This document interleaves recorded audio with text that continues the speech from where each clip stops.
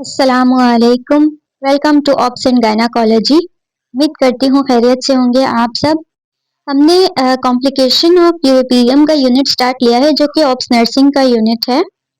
Unit number 9 है जिसमें हमारे मल्टीपल टॉपिक्स हमने डिस्कस कर लिए हैं। ये आज की जो हमारी वीडियो है वो भी कॉम्प्लिकेशन ऑफ यूरोपीडियम का ही एक टॉपिक है, सब इन्वॉल्यूशन ऑफ यूट्रस। कॉम्प्लिकेशंस में जो यूरोपीडियम में जो कॉम्प्लिकेशंस आती हैं हम उस पर डिस्कशन कर रहे हैं। तो इसकी आपके पास एक कॉम्प्लिकेशन ऑफ यूरिपीडियम की पूरी प्लेलिस्ट बनी हुई है, आपको वहां पर सारे टॉपिक्स मिल जाएंगे। तो आज की वीडियो में हम सब इन्वॉल्यूशन ऑफ यूट्रस को डिस्कस करेंगे कि क्यों होता है, ये है क्या, कॉजेस क्या है, सिम्टम्स, डायग्नोसिस, मैनेजमेंट, कॉम्प्लिकेशन, सारी डिटेल में हम डिस्कशन करेंगे।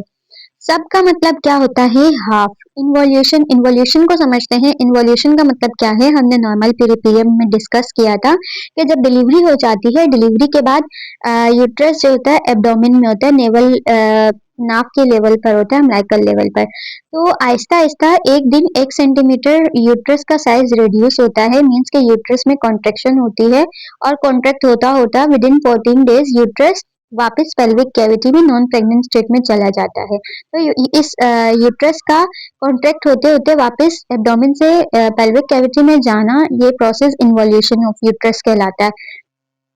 यहाँ पर कॉम्प्लिकेशन क्या आ रही है, सब इन्वॉल्यूशन हो रही है, मीन्स के डिले इन्वॉल्यूशन हो रही है, हाफ इन्वॉल्यूशन हो रही है। नॉर्मल इन्वॉल्यूशन का प्रोटोकॉल क्या है कि एक दिन में 1 सेंटीमीटर यूट्रस रिड्यूस होना जरूरी है। अब इसमें क्या होता है कि तो with in 14 days uterus normal अपनी नॉन प्रेग्नेंट स्टेट में चला जाता है। इसमें क्या होता है कि यूट्रस अपने टाइम के अकॉर्डिंग कॉन्ट्रैक्ट नहीं हो पाता और एब्डोमेन में ही रहता है, आहिस्ता आहिस्ता बहुत स्लो स्लो कॉन्ट्रैक्ट हो रहा होता है। तो इस कंडीशन को हम कहते हैं subinvolution of uterus. Subinvolution of uterus means delayed और incomplete returns of the uterus to its normal pre pregnancy size. वही बात होगी कि सब इन्वॉल्यूशन ऑफ यूट्रस का मतलब है कि डिले या इनकम्प्लीट रिटर्न यूट्रस का वापस अपने नॉन प्री प्रेगनेंसी साइज में जाना, साइज, पोजीशन इन कंडीशन में डिलीवरी के बाद आफ्टर चाइल्ड बर्थ। तो इस प्रोसेस को, इस कंडीशन को सब इन्वॉल्यूशन ऑफ यूट्रस कहा जाता है। आपने वीडियो को स्किप नहीं करना, हम बिल्कुल भी आपका टाइम वेस्ट नहीं करते। वीडियो को कोशिश करते हैं कि शॉर्ट टाइम में आपका लेक्चर कंप्लीट हो जाए और पूरी जो है एक्सप्लेनेशन भी अच्छे से मिल जाए। तो वीडियो को स्किप नहीं करना, अगर आप स्किप करेंगे, कुछ चीज़ें मिस करेंगे तो लेक्चर आपको समझ नहीं आएगा। और अगर आपको मेरे लेक्चर समझ आ रहे हैं तो चैनल को ज़रूर सब्सक्राइब करें, आपका भी रिस्पॉन्स मिलना चाहिए और फीडबैक भी दें कि आपको मेरी वीडियोस कैसे समझ आ रही हैं या नहीं आ रही। तो ये थी सब इन्वॉल्यूशन ऑफ यूट्रस की डेफिनेशन। अगर हम कॉजेस को देखें कि क्या रीजन है, क्यों ऐसा होता है, retained product of conception, placenta और membrane left inside. Some time ऐसा होता है कि डिलीवरी के बाद जो थर्ड स्टेज ऑफ लेबर होती है तो उसमें यूट्रस पूरी तरह से क्लीन नहीं होता, कुछ प्रोडक्ट प्लासेंटा या मेम्ब्रेन्स के रिटेन रह जाते हैं, तो जिसकी वजह से यूट्राइन कॉन्ट्रेक्शन पर अफेक्ट पड़ता है, यूट्रस प्रॉपर तौर पे कॉन्ट्रैक्ट नहीं हो पाता। नंबर 2 पे जो रीजन है वो है infection, specially peripheral sepsis. Peripheral sepsis क्या होता है वो हमने डिटेल में डिस्कस किया है। ये भी सेप्सिस की क्रिटिकल कंडीशन है जो डिलीवरी के बाद पेशेंट को होती है। क्यों होती है ये डिटेल में हम डिस्कस कर चुके हैं, आप पेरिफेरल सेप्सिस के लेक्चर को देख लीजिएगा। इसमें क्या होता है, एंडोमेट्राइटिस होता है। एंडोमेट्राइटिस में एंडोमेट्रियम की इन्फ्लेमेशन हो जाती है जिसकी वजह से यूट्रस प्रॉपर तौर पर कॉन्ट्रैक्ट नहीं हो पाता, वो डिले इन्वोल्यूशन उसमें रह जाती है। Over distension of uterus due to multiple pregnancy. Over distension देखिए, मल्टीपल प्रेगनेंसी होती है तो यूट्रस बहुत ज़्यादा फैलता है, बहुत ज़्यादा डिसेंड होता है, जिसकी वजह से यूट्राइन मसल्स अफेक्टेड होते हैं बहुत ज़्यादा प्रेशर की वजह से। तो वो फिर नॉर्मल तरीके से, जैसे एक सिंगल प्रेगनेंसी में यूट्रस जिस मैकेनिज्म से कॉन्ट्रैक्ट हो रहा होता है तो वो मैकेनिज्म अफेक्ट हो जाता है। ये देखिए यहाँ पिक्चर में आपको दिखाया गया है, ये कॉन्ट्रैक्टेड यूट्रस है, नॉर्मल यूट्रस कॉन्ट्रैक्ट हो रहा है। और ये देखिए यहाँ पर यूट्रस के मसल्स कॉन्ट्रैक्ट नहीं हो रहे क्योंकि यहाँ पर या तो क्लॉट्स की फॉर्मेशन ज़्यादा है या इन्फेक्शन के चांसेस ज़्यादा है। तो ये यूट्रस का साइज देख रहे हैं आप, इस तरह से यूट्रस का साइज बड़ा है, यहाँ पर ये कॉन्ट्रैक्टेड यूट्रस है। तो ये वाली जो कंडीशन है, ये वाली कंडीशन इन्वॉल्यूशन ऑफ यूट्रस कहलाती है और ये कंडीशन सब इन्वॉल्यूशन ऑफ यूट्रस कहलाती है। ये नॉर्मल है, ये एटोनी यूट्रस है। एटोनी मीन्स के वो कॉन्ट्रैक्ट नहीं हो पा रहा। अच्छा, लार्ज बेबी और पॉलीहाइड्रोमियोस ओवर डिस्टेंशन होती है यूट्रस की किस वजह से, या तो मल्टीपल प्रेगनेंसीज थी, या तो बेबी बहुत बड़ा था, या पॉलीहाइड्रोमियोस थी मींस के लाइकर बहुत ज्यादा था जिसकी वजह से यूट्राइन मसल्स पर बहुत एक्सेसिव प्रेशर रहा है पूरी प्रेगनेंसी में। तो डिलीवरी के बाद वो फिर मसल्स प्रॉपर टाइम पर जो है नॉर्मल कॉन्ट्रैक्ट नहीं हो पाते, आहिस्ता आहिस्ता कॉन्ट्रैक्ट होते हैं। नंबर 4 पर जो रीजन है वो है फ्रिक्वेंट और प्रोलॉन्ग लेबर। अगर लेबर प्रोलॉन्ग रहता है, ज़्यादा टाइम तक रहता है, तो यूट्राइन मसल्स बहुत ज़्यादा यूटिलाइज होते हैं, कॉन्ट्रैक्ट होते रहते हैं काफ़ी देर तक। तो जब बाहर डिलीवरी के बाद उनकी कॉन्ट्रैक्शन फिर अफेक्टेड होती है। फ्रिक्वेंट मीन्स के बार बार मल्टीपल ग्रैंड मल्टीग्रेविडा की बात हो रही है कि बार बार प्रेगनेंसी कंसीव कर रहे हैं, यूट्राइन मसल्स बहुत ज़्यादा अफेक्टेड हो जाते हैं।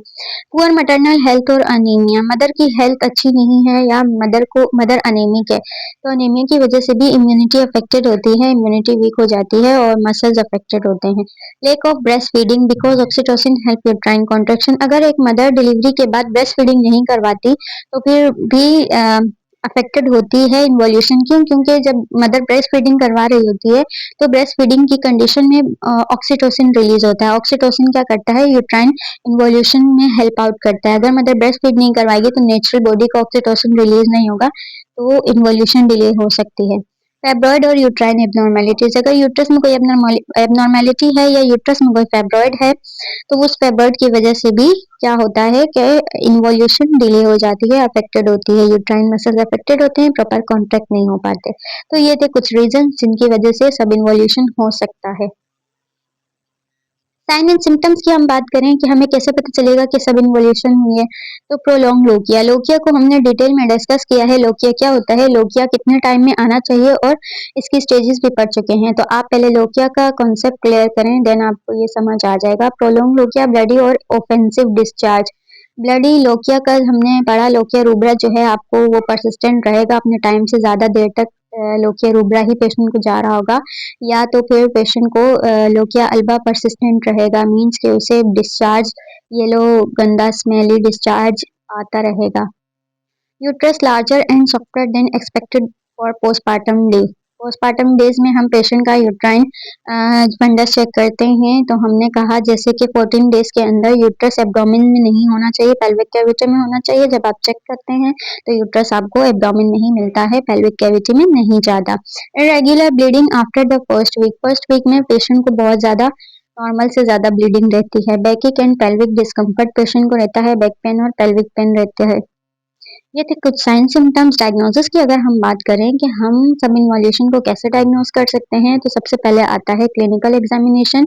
Uterus remain in large soft and higher in the abdomen. आप पीए करते हैं, पीए में आपको यूट्रस जो है बड़ा मिलता है, सॉफ्ट होता है। नॉर्मली यूट्रस हार्ड होना चाहिए, हार्ड यूट्रस ये बताते हैं कि यूट्रस कॉन्ट्रैक्ट हुआ है।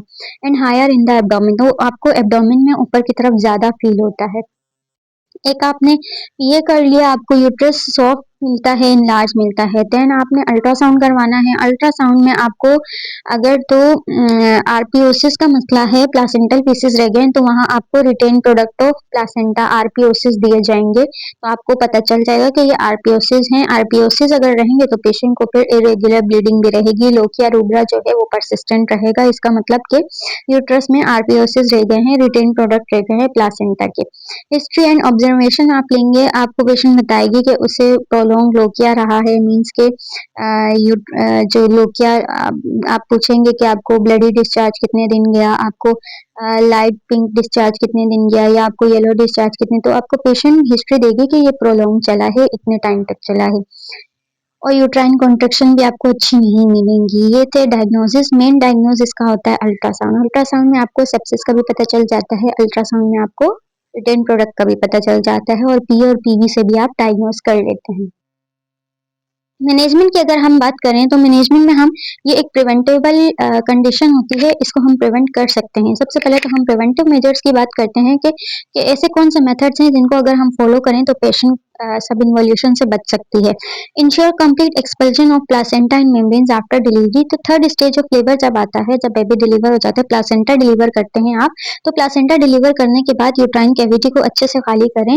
आप देखें कि यूट्रस में कोई प्रोडक्ट वगैरह ना हो, कोई मेम्ब्रेन्स ना हो, तो पेशेंट फिर प्रिवेंट हो सकती है। Maintain aseptic precaution during delivery. Delivery के दौरान आप एसेप्टिक टेक्निक्स का यूज करें ताकि पेशेंट को पेरिफेरल सेप्सिस ना हो। Encourage breast feeding to promote oxytocin release. आपने मदर को इन ब्रेस्ट फीडिंग के बेनिफिट्स बताने हैं और उसी पर फोकस करवाना है, काउंसलिंग करनी है ताकि मदर ब्रेस्ट फीडिंग ज़्यादा से ज़्यादा करवाए, ज़्यादा से ज़्यादा ऑक्सीटोसिन रिलीज हो और मदर की यूट्राइन कॉन्ट्रेक्शन नेचुरल तौर पर हो रही हो, तो फिर यूट्रस प्रॉपर इन्वोल्यूशन हो जाती है। Provide good nutrition and rest to the mother. Mother को कहना है अपनी अच्छी डाइट लेनी है और रेस्ट भी प्रॉपर करना है। अच्छी डाइट लेंगी तो अनीमिया नहीं होगा, इम्यूनिटी अच्छी होगी तो यूट्राइन मसल्स भी अच्छे से कॉन्ट्रैक्ट हो सकेंगे। ये थे प्रिवेंटिव मेजर्स। अब हम थेराप्यूटिक मैनेजमेंट की तरफ जाते हैं। अगर एक पेशेंट को सब इन्वॉल्यूशन हो जाता है तो हम उसे क्या थेराप्यूटिक ट्रीटमेंट देते हैं। सबसे पहले आता है ऑक्सीटोसिन इंजेक्शन और टैबलेट्स। टैबलेट्स तो नहीं देते हम, ऑक्सीटोसिन इंजेक्शन ड्रिप में डाल के मदर को लगाते हैं जिससे यूट्राइन कॉन्ट्रेक्शन होती हैं। यूट्राइन कॉन्ट्रेक्शन के बाद क्या हो जाता है, वो इन्वॉल्यूशन क्यों नहीं हो रही होती, क्योंकि उसमें कॉन्ट्रेक्शन नहीं होती। जब आप कॉन्ट्रेक्शन दे देते हैं तो फिर इन्वॉल्यूशन हो जाती है। Antibiotic if infection is present. अगर आप देखें कि रीजन रिकॉज के अकॉर्डिंग, हम देखो हमेशा हम कोज को देखते हैं क्या रीजन है, उसके अकॉर्डिंग हम मैनेजमेंट देते हैं। अगर नॉर्मली मदर की जो है हेल्थ की वजह से है, कोई अफेक्टेड है, यूट्रस प्रॉपर कॉन्ट्रैक्ट नहीं हो रहा, मल्टीपल प्रेगनेंसीज थी, पॉलीआड्रमनोस की हिस्ट्री थी, तो आप फिर ऑक्सीटोसिन इंजेक्शन लगाते हैं और यूट्रस में कॉन्ट्रैक्शन दे देते हैं तो यूट्रस नॉर्मल हो जाता है। अगर आपने देखा इन्फेक्शन है तो आप फिर एंटीबायोटिक्स देंगे, इन्फेक्शन ठीक होगा तो यूट्रस खुद ही कॉन्ट्रैक्ट हो जाएगा। Uterine evacuation D and C. अगर आप if retained product of conception, अगर आपको अल्ट्रासाउंड में आरपीओसिस दिखते हैं तो फिर आप पेशेंट की डीएनई करते हैं और डीएनई करके यूट्रस को खाली करते हैं और फिर यूट्रस खुद ही कॉन्ट्रैक्ट हो जाता है। Iron and vitamin to correct anaemia and improve health. Iron and vitamin supplementation आप पेशेंट को देते हैं ताकि पेशेंट को अगर अनीमिया है तो पेशेंट का अनीमिया करेक्ट हो तो मसल्स खुद ही फिर हील हो जाते हैं, कॉन्ट्रैक्ट हो जाते हैं। तो ये थी हमारी आज की वीडियो जो सब इन्वोल्यूशन ऑफ यूट्रस पर थी। बहुत मज़े का और बहुत सिंपल एंड इजी लेक्चर था। उम्मीद करती हूँ आपको समझ आया होगा। समझ आया है तो वीडियो को लाइक करें, चैनल को सब्सक्राइब करें, बेल आइकन को प्रेस करें ताकि आने वाली मोस्ट इम्पॉर्टेंट और इंटरेस्टिंग वीडियोस का नोटिफिकेशन आपको मिल जाए। मिलते हैं नेक्स्ट वीडियो में। अल्लाह हाफिज़।